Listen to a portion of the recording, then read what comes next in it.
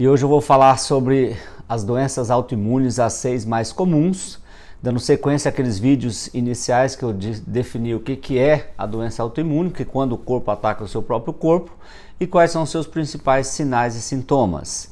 Hoje eu vou falar de artrite reumatoide, lúpus eritematoso sistêmico, diabetes tipo 1, tireoidite de Hashimoto, doença de Graves, que é da tireoide também, e da doença celíaca. Eu sou o Dr. Nivaldo Teles, neurocirurgião, especialista em coluna e dores crônicas. A primeira delas é a artrite reumatoide, que é quando o sistema imunológico ataca as suas articulações. E as principais articulações que são acometidas são as articulações das falanges, das mãos, do punho, do cotovelo, dos joelhos, do quadril, do tornozelo, mas também é comum atingir a articulação da coluna cervical. E aí, o que acontece? Nesse sentido, ocorre um ataque do sistema imunológico à membrana sinovial que está presente em todas as articulações. A partir do momento que ocorre esse ataque, começa a ocorrer uma inflamação nessa região e dores. E à medida que vai perpetuando essas inflamações e dores, vai causando desgastes, erosões nos ossos e deformidades. Isso vai levar aqueles dedos todos cheios de deformidades, com modificação da anatomia. Isso é uma das características da artrite reumatoide. E à medida que isso vai progredindo, isso vai se tornando mais incapacitante para as pessoas. E vai, no final, resumir em muita dor e também em deformidade óssea. Já a segunda doença autoimune que eu vou falar de vocês é o lúpus eritematoso sistêmico. Não se sabe por quê, mas por algum motivo o nosso sistema imunológico começa a produzir uma quantidade exagerada de anticorpos. E esses anticorpos vão ter afinidades por alguns órgãos do nosso corpo, principalmente os rins, pulmões, a pele e as articulações, mas também pode acometer o coração e pode acometer também o nosso cérebro. Até pode abrir um quadro inicial de lúpus eritematoso sistêmico, um quadro simulando um AVC, que seria causado por uma vasculite. E tem alguns estudos mostrando que o lúpus eritematoso sistêmico pode ser beneficiado com a reposição do DEA. Na realidade, o estudo mostra que pacientes que têm deficiência de DEA, de hidroepiandrosterona, vai levar a lúpus eritematoso sistêmico. Então, se os pacientes tiverem uma quantidade de DEA, que é um suplemento que é reposto de forma natural, você poderá estar prevenindo o lúpus eritematoso sistêmico. Já a terceira doença autoimune que eu vou falar para vocês é uma muito comum e muito frequente, que é a tireoidite de Hashimoto, que é quando o nosso sistema imunológico vai atacar a nossa glândula tireoide, e a partir do momento que ele ataca essa glândula tireoide, ele vai começando a destruir essa glândula de forma lenta e gradual. E aí vai diminuir a produção dos hormônios tireoidianos, e a glândula tireoide, como a gente sabe muito bem, ela é importantíssima para manter o nosso metabolismo. Aí, à medida que você vai atacando a glândula, ela diminui a produção dos hormônios tireoidianos, o T3 e o T4, e aí o nosso corpo começa a ter as deficiências iniciais, que são muito comuns, e o paciente continua com os exames ainda dentro da normalidade. Então, quais são esses sintomas?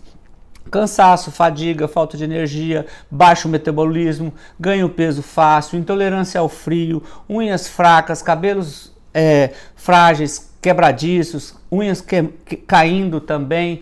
Todos esses são sintomas do hipotireoidismo. Você pode ter também sonolência, prisão de ventre, você pode ter alteração da libido, entre outros sintomas. Mas isso é muito importante, estar atento a esses sintomas iniciais que eu falei.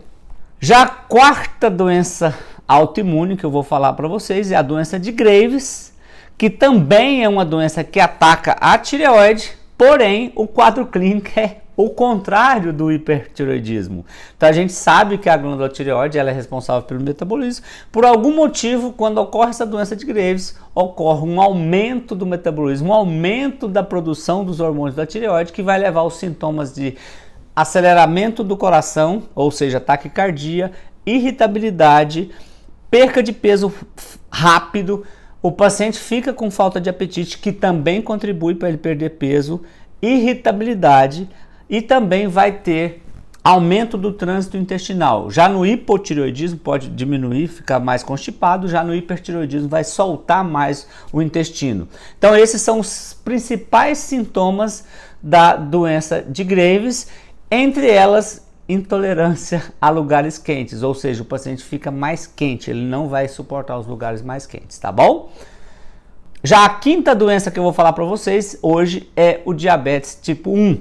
Então, o diabetes tipo 1 é um tipo de doença autoimune que geralmente acontece na criança e adultos jovens, quando ocorre um ataque nas células beta do pâncreas, que são as produtoras de insulina. A partir do momento que destrói essas células, o pâncreas não mais consegue produzir a insulina, não produzindo a insulina, que é o principal hormônio, que é o único hormônio que faz a glicose entrar dentro da célula. A partir do momento que ela entra dentro da célula, nós teremos a parte de diabetes por deficiência de insulina, e é a diabetes tipo 1.